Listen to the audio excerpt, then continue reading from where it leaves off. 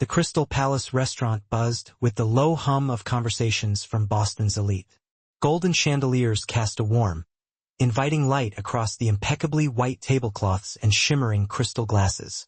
This was the kind of place where million-dollar business deals were solidified with a simple handshake, and where the city's most dangerous men came to relish fine dining without a shred of worry about being disturbed. Frank Gallagher's entrance brought the room to a complete standstill. His imposing physique demanded immediate attention as he confidently strode through the door, flanked by two men clad in expensive, meticulously tailored suits. Frank's reputation was a formidable thing, preceding him like a dark omen. He was the head of the city's most feared crime family, a man who had built his vast empire on broken promises and the agonizing pain of shattered kneecaps. The maitre d', visibly nervous, led Frank and his associates to their usual corner table. It was strategically positioned to offer the best view of both the main entrance and the discreet kitchen doors. No one dared to make direct eye contact. Instead, eyes were carefully averted as conversations tentatively resumed, now noticeably hushed compared to the earlier lively atmosphere. Samantha Clark had been relentlessly working double shifts for 3 consecutive weeks, desperately trying to scrape together enough money to cover her grandmother's escalating medical expenses. Her feet throbbed with a dull ache as she approached the feared mobster's table, her notepad clutched a bit too tightly in her trembling hand. "Good evening, gentlemen. May I take your drink orders?" she inquired, her voice sounding surprisingly steady, considering the circumstances. Frank barely acknowledged her presence, his attention completely engrossed in a conversation with his associates regarding a heated territory dispute on the north side of the city. When Samantha returned with their drinks, Frank's hand inadvertently bumped against his whiskey glass, sending the amber liquid splashing across his perfectly tailored suit. The restaurant fell silent once more as Frank's face twisted with a sudden surge of rage. His eyes narrowed menacingly as he turned his furious gaze toward the waitress. "You stupid girl!" he snarled, rising slightly from his seat as everyone watched in stunned horror. "Do you have any idea how much this suit costs? More than you'll make in an entire year. I could buy and sell this entire restaurant just to fire you." Samantha stood frozen, her heart pounding wildly against her rib cage as she faced the man who could effortlessly end her career, or worse, with a single casual phone call. Every primal survival instinct screamed at her to apologize profusely, to grovel at his feet, to simply disappear and never be seen again. Instead, she straightened her spine, met his furious gaze directly, and uttered 4 simple words that silenced every table in the entire restaurant. "Not yours to spill." The simple statement hung in the air like a tangible presence, the defiance in her voice unmistakable and unwavering. Frank's associates immediately tensed, their hands instinctively moving toward concealed weapons as they braced themselves for the explosion of rage that would undoubtedly follow. The entire restaurant seemed to hold its collective breath, the waitstaff frozen in place, diners suspended mid-bite. To everyone's utter shock, Frank Gallagher's face underwent a remarkable transformation, the rage melting away to reveal something entirely unexpected: respect. He tilted his head slightly, studying Samantha with newfound interest, as though seeing her clearly for the very first time. "Bring me another drink," he finally said, his voice surprisingly gentle as he settled back into his chair. "And your name? I want to know who has the courage to speak to me that way." Samantha maintained her composure as she returned with a fresh whiskey, placing it carefully before him. "My name is Samantha," she replied, her voice steady, despite the adrenaline still coursing wildly through her veins. Frank raised his glass in a small, almost imperceptible salute, his eyes never leaving her face. "I've broken men twice your size for showing me half that much disrespect," he said, the implied threat lingering ominously beneath his words. "Yet here you stand. Interesting." The tension in the restaurant slowly began to dissipate as conversations cautiously resumed, but something profound had fundamentally changed. An invisible connection had formed between the fearsome Mafia boss and the brave waitress, a moment of genuine recognition that would irrevocably alter both of their destinies. 3 days later, Samantha was diligently wiping down tables after closing when she heard a distinct knock at the locked restaurant door. Her blood ran cold as she recognized Frank Gallagher standing outside, alone this time, his expression unreadable in the dim glow of the streetlight. Against her better judgment, Samantha cautiously approached the door, unlocking it with trembling fingers. "We're closed," she said, surprised by the steadiness in her voice despite her racing heart. Frank stood with his hands casually tucked into his coat pockets, looking almost ordinary without his usual entourage. "I'm not here for dinner," he replied, his voice softer than she remembered. "I wanted to apologize for my behavior the other night." The apology caught Samantha completely off guard, the feared mobster suddenly appearing almost human as he stood awkwardly in the doorway. She had heard countless stories about Frank Gallagher, but none had ever mentioned him apologizing to anyone. "May I come in?" he asked. And against every rational thought, Samantha found herself instinctively stepping aside to let him enter. The restaurant felt different after hours, intimate and quiet, the empty chairs and dimmed lights creating an atmosphere of strange vulnerability. Frank moved with a casual confidence as he took a seat at the bar, watching as Samantha returned to her closing duties. "Most people are too afraid to look me in the eye," he observed. "Yet you not only looked, but you challenged me. Why?" Samantha considered her answer carefully as she folded napkins for the next day's service. "My grandmother always taught me that respect is earned, not given," she finally replied. "Even to men like you." Something flickered across Frank's face. Surprise, perhaps even a hint of admiration. "Men like me," he repeated, the corner of his mouth lifting slightly. "And what kind of man do you think I am, Samantha?" The question hung heavily between them, dangerous and weighted with possibilities. "The kind who isn't used to hearing no," she answered, meeting his gaze directly. "The kind who has people trembling before they even know why they're afraid." Frank leaned forward, his eyes never leaving hers. "And you? Are you afraid of me?" The question was asked softly, almost intimately, as though her answer mattered more than he wanted to admit. "I'd be stupid not to be," Samantha replied honestly, her hands stilling on the napkin she was folding. "But I'm more afraid of living a life where I cower before men who think their power gives them the right to mistreat others." A genuine smile transformed Frank's face, making him look younger, almost approachable. "Brave and honest," he murmured seemingly to himself. "A rare combination in my world." Frank left her his business card before departing, the heavy stock paper bearing only his name and a phone number.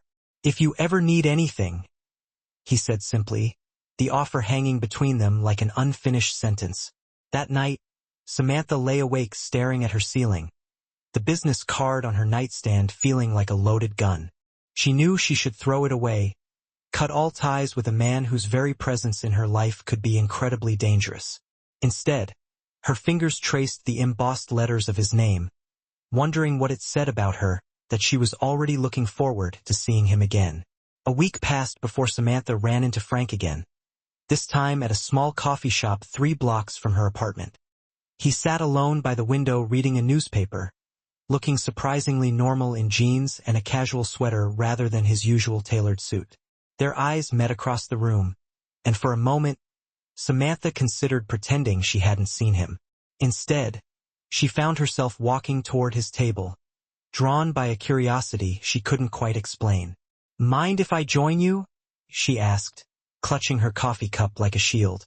Frank folded his newspaper and gestured to the empty chair across from him, his eyes warming with something that might have been pleasure. The conversation started awkwardly, but soon flowed with surprising ease. Frank asked about her studies nursing, she told him, and listened with genuine interest as she described her grandmother's struggle with Parkinson's disease and her own determination to help others facing similar challenges. "You seem to have your life figured out," Frank observed, stirring his coffee thoughtfully. "A clear purpose, a direction. Not many people have that kind of certainty." Samantha tilted her head, studying him. "And you? Did you always know you would become?" She trailed off, unsure how to politely reference his criminal empire in the middle of a coffee shop on a sunny Tuesday morning.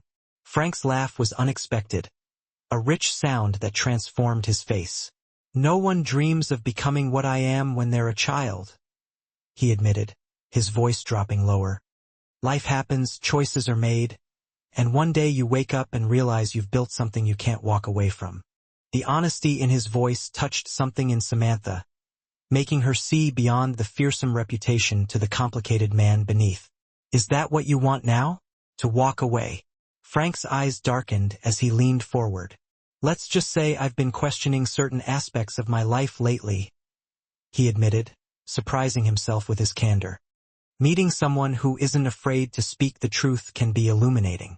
They parted with a promise to meet again, this time deliberately at a small Italian restaurant far from Frank's usual haunts. As Samantha walked away, she felt herself standing at a crossroads, aware that every step toward Frank Gallagher was a step into dangerous territory.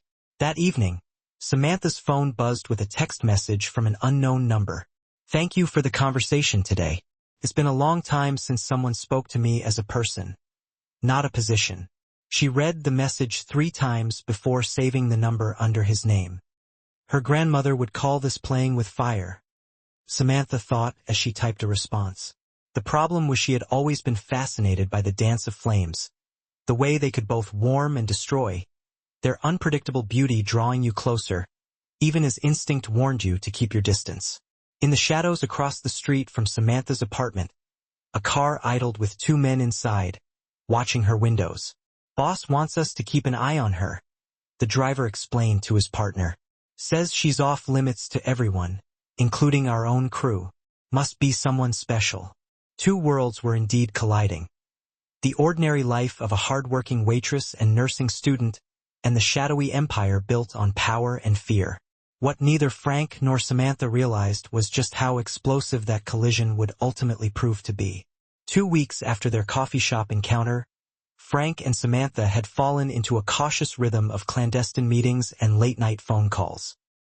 He would pick her up after her shifts in his sleek black car, windows tinted against curious eyes, and take her to hidden gems across the city. Tonight, they sat on the rooftop of an abandoned building overlooking the harbor, the city lights reflecting on the dark water below. Frank had brought a picnic basket filled with expensive wine and delicacies from his favorite restaurant, laid out on a blanket like normal people on a normal date.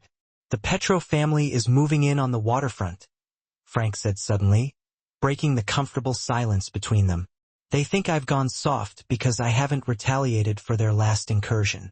Samantha stiffened beside him, the reality of who he was crashing back like a cold wave. These peaceful moments between them were just that, moments, brief escapes from the violent world he inhabited and controlled. "Is that what I am? A sign of weakness?" she asked, her voice barely audible over the distant sound of boats in the harbor.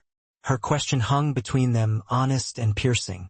Frank turned to face her, his expression more vulnerable than she had ever seen it.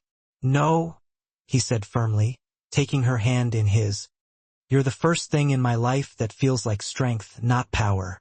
There's a difference." The distinction resonated with Samantha, touching something deep within her that she hadn't been able to articulate. She had always been drawn to healing, to fixing broken things. But Frank Gallagher wasn't a patient she could simply nurse back to health. "My lieutenant thinks I'm distracted," Frank continued, his thumb tracing circles on her palm. "He says I'm putting everything at risk by spending time with you, that the Petrovs are watching and waiting for any sign of vulnerability." Samantha pulled her hand away, the weight of his world suddenly too heavy on her shoulders. "Then perhaps we should stop this," she suggested, though the thought sent an unexpected pain through her chest. Frank's expression hardened as he looked out over his city, because it was his city, built through blood and fear and loyalty bought at terrible prices. "I've spent 20 years building an empire I never questioned until I met you," he admitted.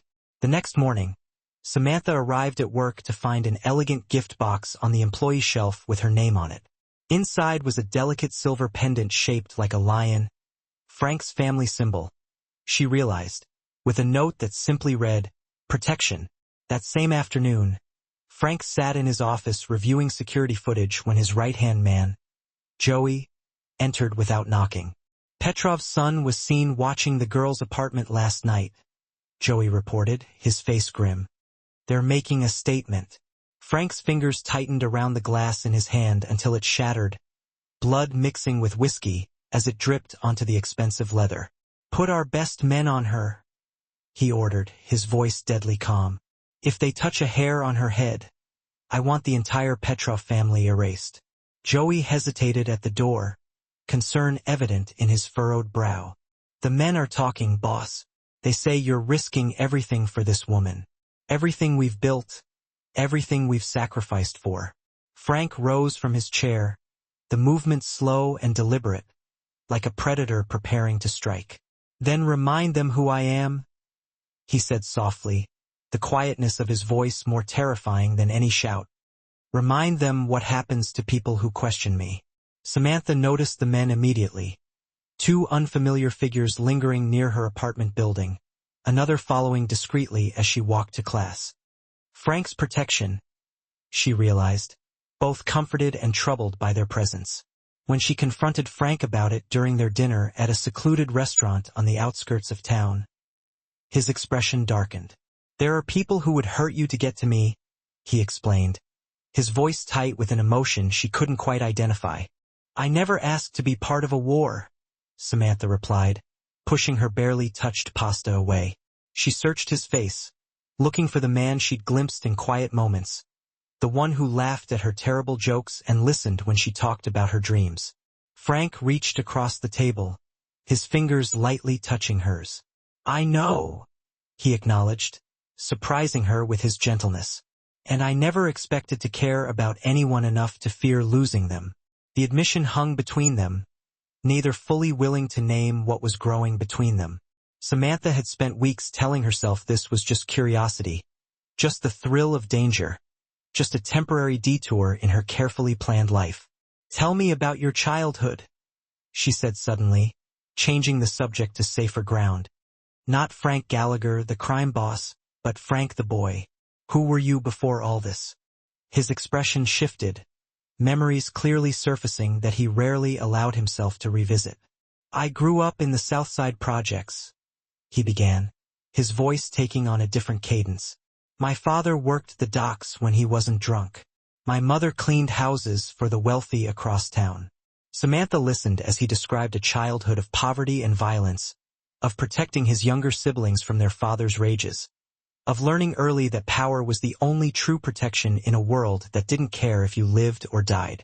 I was 16 the first time I hurt someone badly enough to put them in the hospital, Frank continued, his eyes fixed on some distant point. He was threatening my sister. I didn't plan it, didn't think, just acted. The restaurant around them seemed to fade away as Samantha saw clearly the path that had led him from that desperate teenager to the man before her. And afterward? She asked softly, knowing the answer, but needing to hear him say it. Frank's eyes met hers, unflinching in their honesty. Afterward, I realized I was good at violence, that people feared me, that fear could be more valuable than money in the world I inhabited. Later that night, as they walked along the empty beach, waves crashing against the shore in rhythmic pulses, Samantha made a decision that went against every rational thought. She stopped walking, turned to face him and kissed him first, claiming the moment as her choice, her desire. Frank responded with unexpected tenderness, his hands cradling her face as though she were made of something precious and fragile. When they finally broke apart, the look in his eyes made her heart stutter in her chest. I'm falling in love with you, he whispered against her hair as they stood embracing under the stars. And it terrifies me more than anything I've faced in my life. Samantha closed her eyes, absorbing the truth of his words and the matching feeling growing in her own heart. I know, she replied simply, because what else could she say? They were falling in love across an impossible divide, each step bringing them closer to a reckoning neither could avoid. 6 weeks into their relationship, Samantha was finishing her shift when she noticed an unfamiliar black car idling across from the restaurant. The hair on the back of her neck stood up as she realized the men inside weren't Frank's people, their postures too rigid, eyes too cold as they watched her. She quickly texted Frank, her fingers shaking slightly. Strange car watching the restaurant. Not your men. His response was immediate. Stay inside. I'm sending Joey. Don't leave alone. Within 15 minutes, Joey arrived with 3 other men, their presence causing the strange vehicle to pull away from the curb and disappear into traffic. Boss wants you at his place tonight, Joey informed her, his expression giving nothing away. Frank was waiting at the door of his penthouse when they arrived, his face a mask of controlled fury. As soon as she was safely inside, he pulled her into a fierce embrace, his heart hammering against her cheek. The Petrovs sent a clear message today, he explained after releasing her, pouring himself a generous whiskey. They want me to know they can get to you anytime they choose. Joey paced the perimeter of the penthouse, phone pressed to his ear as he coordinated additional security measures with Frank's most trusted men. His loyalty to the boss had never wavered in 15 years, but he'd never seen Frank like this.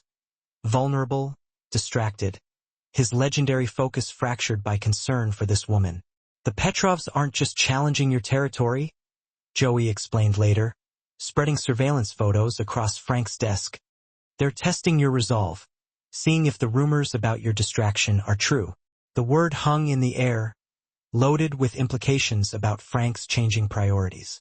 Frank studied each photograph with cold precision, recognizing Viktor Petrov's signature in the escalating provocations. Unlike Frank's calculated strategy, Viktor operated on emotion and spectacle, believing fear was most effective when it was unpredictable and theatrical. They won't stop at threats, Frank acknowledged, remembering Viktor's reputation for mutilating enemies' loved ones as messages. They want me to choose between appearing weak by protecting you or heartless by sacrificing you. In the kitchen, Samantha prepared coffee with trembling hands, overhearing fragments of their conversation that painted a horrifying picture of what might be coming. She had known Frank was dangerous, but only now did she truly comprehend the violent world she had stumbled into with those 4 words in the restaurant. Samantha sank onto his leather couch, the reality of her situation suddenly overwhelming. This isn't just going to go away, is it? She asked, though she already knew the answer. As long as I'm with you, I'm a target.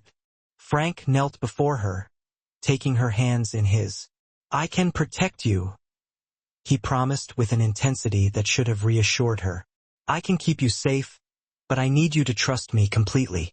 The next morning, Samantha woke to an empty bed and the sound of raised voices from Frank's study. She crept closer to the door, her blood freezing as she overheard Joey's urgent report about a massacre at one of the Petrovs' clubs the previous night. 15 dead, boss, including Petrov's youngest son. Joey was saying, his voice tight with tension. They're saying it was our crew, but I swear I gave no such order. Someone's trying to force all-out war. Frank's response was measured, calculating. Find out who gave the order. Bring them to me alive and double the security on Samantha. This changes everything. When he emerged from his study, Frank's expression was carefully neutral, but Samantha had learned to read the tension in his shoulders, the subtle tightening around his eyes. Something's happened, she stated, not a question, but a certainty. Frank hesitated, clearly weighing how much to tell her. There was an incident last night, he finally admitted. Someone attacked a Petrov establishment, and now they think it was my order. Fear gripped Samantha's heart, not just for herself, but for Frank. Was it? She asked directly, needing to know what kind of man she had fallen in love with. Was he still capable of ordering such violence? No, Frank answered, holding her gaze steadily. Which means someone in my organization is acting without permission, trying to trigger a war. And in our world, betrayal has only one consequence. That evening, as Frank made calls from his secure line in the study, Samantha received a text from an unknown number. He can't protect you forever. Smart girls know when to walk away. Her hands trembled as she showed the message to Frank. His face drained of color as he read the text, immediately barking orders into his phone for his security team to trace the number.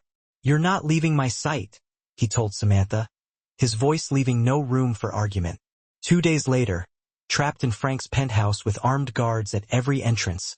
Samantha felt her carefully constructed life slipping away. Her classes, her job, her grandmother.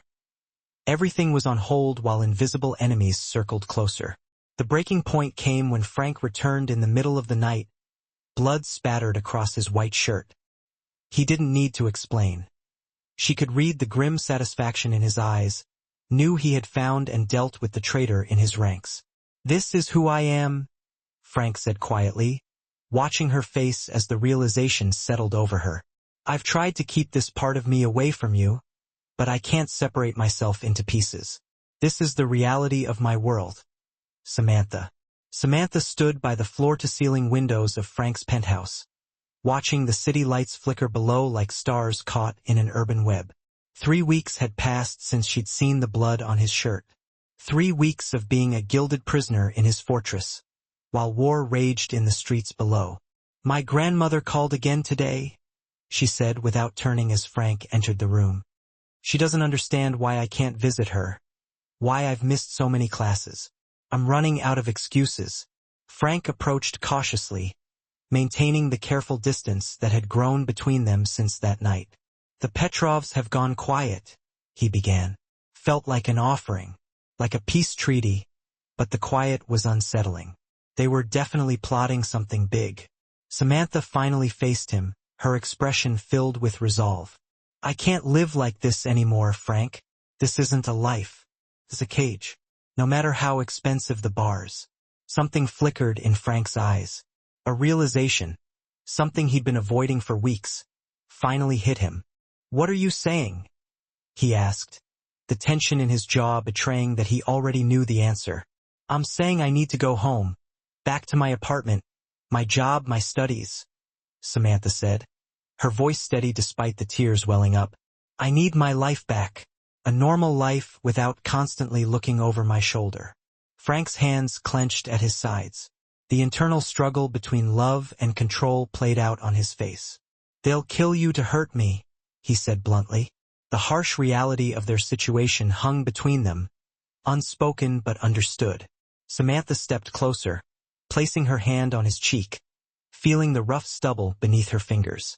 "Then what's the alternative? I stay locked in this tower forever?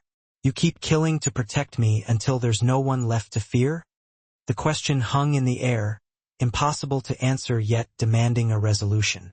Frank covered her hand with his, turning his face to kiss her palm. "There is another way," he said finally, his voice so quiet she had to strain to hear. "But it would mean giving up everything I've built, everything I am." Samantha's heart skipped a beat, hope and disbelief battling within her. "What are you saying, Frank?" He moved away, pacing in front of the window before turning back to her, a new determination in his eyes. "I could walk away, transfer control to Joey, liquidate my holdings, disappear, start over somewhere new." The sheer impossibility of such a transformation hung in the air between them, both knowing the underworld rarely allowed for clean breaks. "They would hunt you down," Samantha whispered, fear evident in her voice. Frank's smile was grim, but resolute. "Not if I make the right arrangements first. Not if I ensure the transition is profitable for everyone involved. There's always a price for freedom. I just need to be willing to pay it." Willing to pay. That night, as Samantha tossed and turned beside him, Frank made the first of many calls that would reshape his life. By dawn, he had set in motion a plan that would either grant them both freedom or destroy everything he had built. "I need you to trust me one last time," Frank told Samantha over breakfast, sliding a passport across the table to her. "I've arranged for you to stay with my cousin in Vancouver while I finish things here. 3 weeks, a month at most." Samantha traced the unfamiliar name on the passport. Claire Bennett. The weight of this new identity felt like a stone in her stomach. The photograph looked like her, but the eyes were different, staring back with a stranger's gaze. Someone without a past or connections. "What about my grandmother?" she asked, the realization hitting her that disappearing meant abandoning the woman who had raised her. The nursing home bills, the weekly visits that brightened the old woman's increasingly confused days. All of it would come to an abrupt end. Frank had anticipated this, sliding another document across the table. Transfer papers for her grandmother to a private care facility in Vancouver. All expenses covered through an anonymous trust. She'll join you once you're settled, he promised. The preparations were meticulous, revealing how long Frank must have been considering this option. Financial arrangements, secure communications channels, contingency plans layered upon contingency plans. This wasn't an impulsive decision. It was a chess game planned many moves ahead. Joey entered without knocking, his expression grim as he whispered something in Frank's ear that made the blood drain from his face. "We need to move up the timeline," Frank announced, all traces of tenderness gone, replaced by the mask of a strategist. "You're leaving tonight." The small cabin on the outskirts of Vancouver was nothing like Frank's luxurious penthouse. Its rustic simplicity was a stark contrast to the opulence she had grown accustomed to. Samantha found an unexpected peace in the isolation, in the rhythm of days measured by sunrise and sunset rather than danger and fear. Frank's cousin, a quiet man named David who had left the family business decades ago to become a carpenter, asked few questions and offered simple wisdom. Frank was always different, he told her one evening as they sat on the porch, watching the mountains fade into darkness. "Different how?"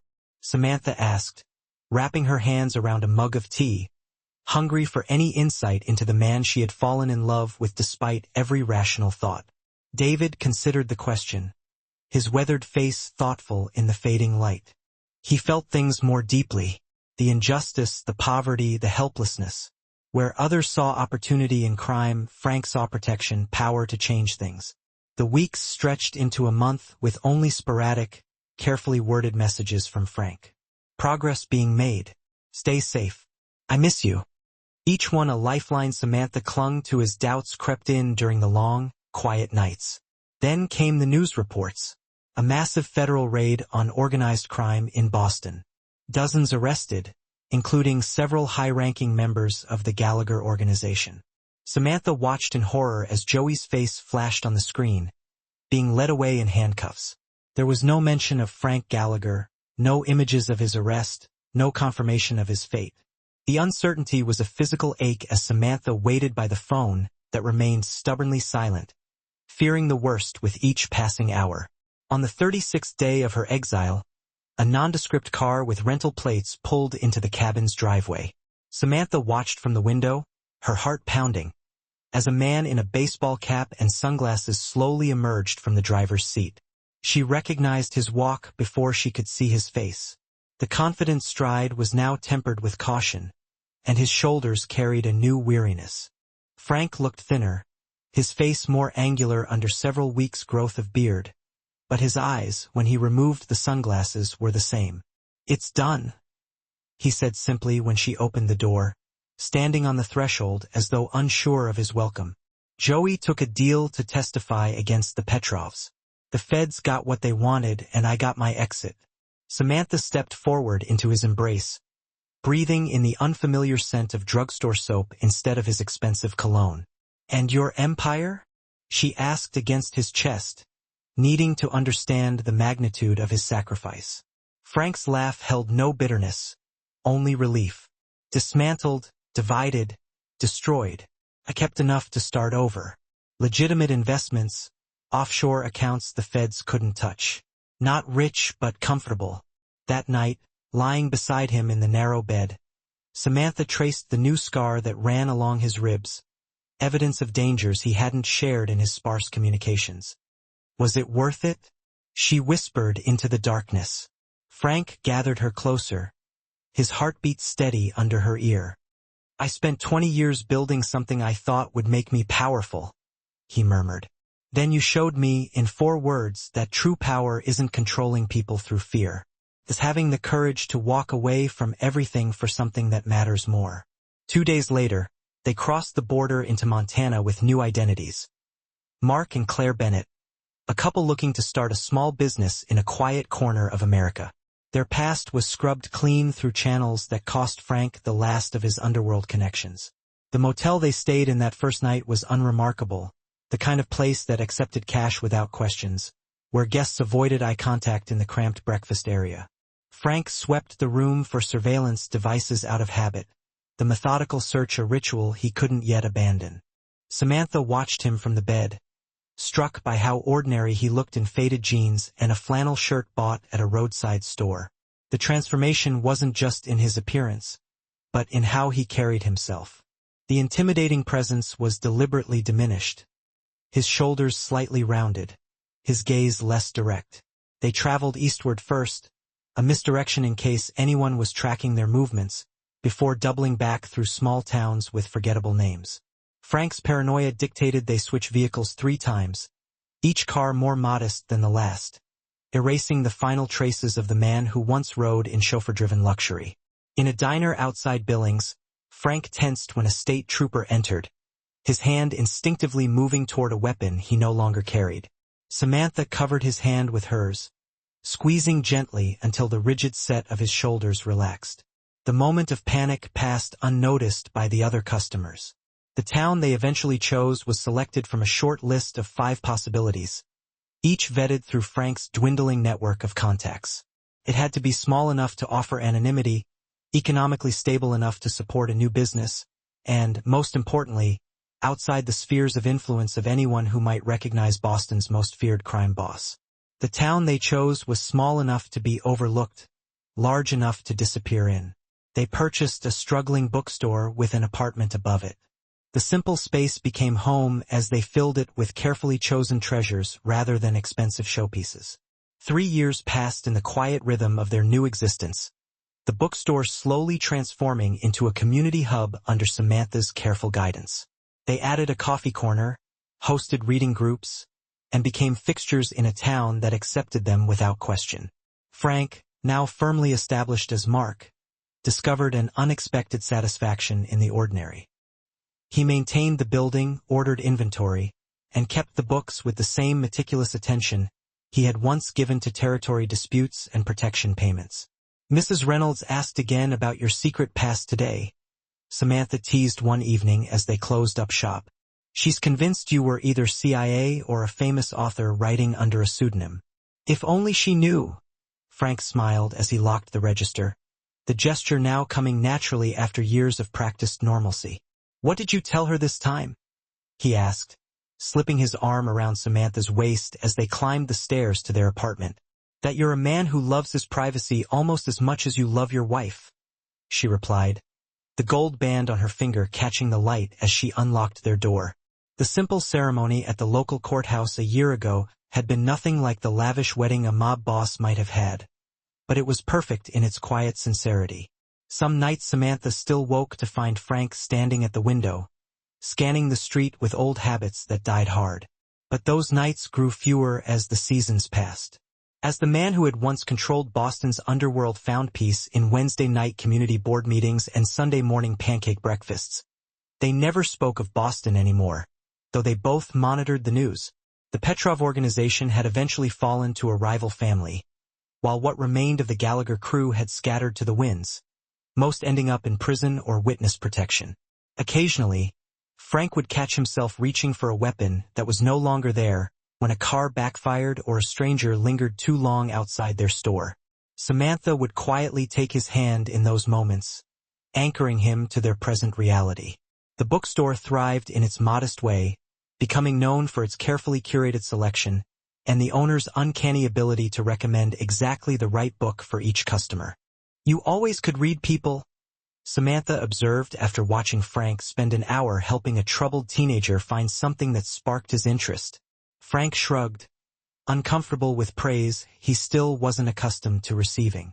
"I just pay attention," he replied, though they both knew his insight came from years of assessing threats and opportunities, skills now redirected toward gentler purposes. On quiet evenings, they would sometimes walk to the small park at the edge of town, their hands intertwined as they watched the sunset paint the sky in vibrant colors. No penthouse view could ever compare.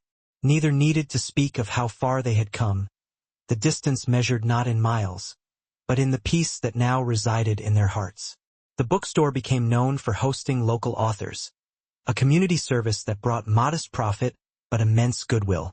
Frank, as Mark, surprised himself with genuine interest in their stories, finding parallels between creative struggle and his own reinvention. Samantha finally completed her nursing degree online, the certificate arriving without ceremony one Tuesday afternoon. That evening, Frank presented her with a small silver pin shaped like a Florence Nightingale lamp, a quiet acknowledgement of the dream she had never abandoned.